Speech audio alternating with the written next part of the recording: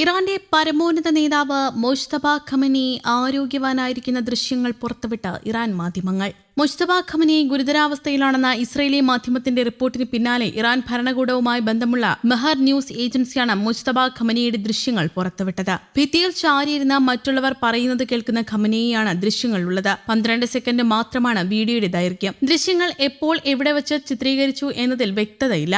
ഇക്കഴിഞ്ഞ വെള്ളിയാഴ്ചയാണ് മുജ്തബ ഖമനിയുടെ നില അതീവ ഗുരുതരമാണെന്ന് ഇസ്രയേലി മാധ്യമം റിപ്പോർട്ട് ചെയ്തിരുന്നത്. യുഎസും ഇസ്രയേലും സംയുക്തമായി നടത്തിയ ആക്രമണത്തിൽ ഇറാന്റെ പരമോന്നത നേതാവായിരുന്ന ആയത്തുള്ള അലി ഖമനി കൊല്ലപ്പെട്ടതിന് പിന്നാലെയാണ് മകൻ മുജ്തബ ഖമനി ഇറാന്റെ പരമോന്നത നേതൃപദവിയിലേക്ക് എത്തുന്നത്. അധികാരമേറ്റെങ്കിലും മുജ്തബ ഖമനി പൊതുമധ്യത്തിൽ എത്താതെ പ്രസ്താവനകളിലൂടെയാണ് രാജ്യത്തെ അഭിസംബോധന ചെയ്തിരുന്നത്. ഇതോടെ ആക്രമണത്തിൽ മുജ്തബ ഖമനിക്ക് പരിക്കേറ്റിരിക്കാമെന്ന അഭ്യൂഹങ്ങളും സജീവമായി. മുജ്തബ ഖമനിയുമായി നേരിട്ട് ബന്ധപ്പെടാൻ നിലവിൽ വളരെ പ്രയാസമുണ്ടെന്ന് ഇറാൻ പ്രസിഡന്റ് മസൂദ് പെസഷ്കിയാൻ മാധ്യമത്തിന് നൽകിയ അഭിമുഖത്തിൽ വ്യക്തമാക്കിയിട്ടുണ്ട്. ഇതിനിടെ ഖമനി ഇറാനിലില്ലെന്ന് ഇസ്രയേലി സുരക്ഷാ വൃത്തങ്ങളെ ഉദ്ധരിച്ച് സൗദി മാധ്യമം റിപ്പോർട്ട് ചെയ്തിരുന്നു. ആയത്തുള്ള അലി ഖമനി കൊല്ലപ്പെട്ട ശേഷം മുജ്തബ ഖമനി ക്യാബിനറ്റ് അംഗങ്ങളുമായി കൂടിക്കാഴ്ച നടത്തിയിട്ടില്ലെന്ന് മസൂദ് പെസഷ്കിയാനുമായി ബന്ധമുള്ളവരെ ഉദ്ധരിച്ച് ഇറാന്റെ പ്രതിപക്ഷവുമായി ബന്ധമുള്ള മാധ്യമം റിപ്പോർട്ട് ചെയ്തിരുന്നു. ഇറാന്റെ ഉന്നത സൈനിക നേതൃത്വത്തെ ഇല്ലാതാക്കിയെന്നും ഖമനി 90% ഇല്ലാതായെന്നും യുഎസ് പ്രസിഡന്റ് ഡൊണാൾഡ് ട്രംപ് അവകാശപ്പെട്ടിരുന്നു. ഇത് തള്ളിയ ഇറാൻ ഭരണകൂട അധികൃതർ നിർണായക തീരുമാനങ്ങൾക്ക് ഖമനിയെ തനിയാണ് മേൽനോട്ടം വഹിക്കുന്നതെന്നും നിർദ്ദേശങ്ങൾ നൽകുന്നുണ്ടെന്നും വ്യക്തമാക്കി.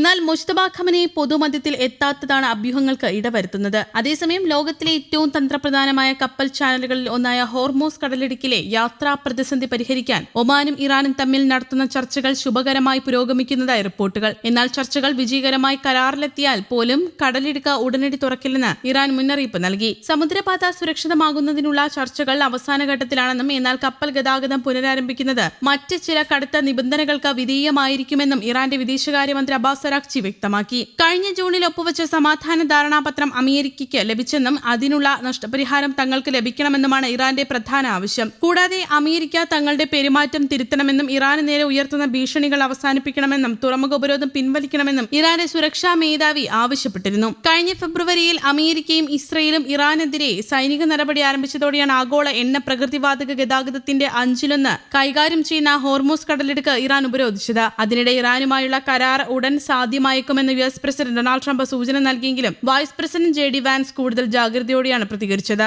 നമ്മൾ ഇപ്പോഴും കളിക്ക് നടുവിലാണ്, പ്രശ്നങ്ങൾ അവസാനിച്ചിട്ടില്ല എന്നായിരുന്നു അദ്ദേഹത്തിന്റെ വാക്കുകൾ. കടലിടുക്ക് വഴി കടന്നുപോകുന്ന കപ്പലുകളിൽ നിന്നും ചരക്കിന്റെ 5% മുതൽ 7% വരെ ഇറാൻ നികുതി ഈടാക്കാൻ ശ്രമിക്കുന്നുവെന്ന മാധ്യമ റിപ്പോർട്ടുകൾ വാൻസ് തള്ളിയിരുന്നു. തങ്ങൾക്ക് അത്തരം പദ്ധതികളില്ലെന്ന് ഇറാൻ വ്യക്തമാക്കിയിട്ടുണ്ടെന്ന് അദ്ദേഹം കൂട്ടിച്ചേർത്തു. എന്നാൽ ചർച്ചകൾ നടക്കുന്നതിനിടെയും മേഖലയിലെ കപ്പലുകൾക്ക് നേരെയുള്ള ആക്രമണങ്ങൾ തുടരുന്നത് ആശങ്ക വർദ്ധിപ്പിക്കുന്നു. യുണൈറ്റഡ് അറബ് എമിറേറ്റ്സിന്റെ ഔദ്യോഗിക എണ്ണ കമ്പനിയായ അഡ്നോക്കിന്റെ ടാങ്കറിന് നേരെ ഇറാൻ മിസൈൽ ആക്രമണം നടത്തിയതായി UAE വിദേശകാര്യ മന്ത്രാലയം ആരോപിച്ചു. തൊട്ടുപിന്നാലെ ഒമാൻ തീരത്തിന് ഒരു കപ്പലിന് നേരെ അജ്ഞാത വസ്തു പതിച്ച് തീപിടുത്തമുണ്ടായതായി UK മാരിടൈം ട്രേഡ് ഓപ്പറേഷൻസും റിപ്പോർട്ട് ചെയ്തു. ഇരു ആക്രമണങ്ങളിലും ആളപായമില്ല. കപ്പലുകൾക്ക് നേരെയുള്ള ഇത്തരം ആക്രമണങ്ങൾ സമാധാന ചർച്ചകളെ ദോഷകരമായി ബാധിക്കുമെന്ന് ഒമാൻ മുന്നറിയിപ്പ് നൽകി.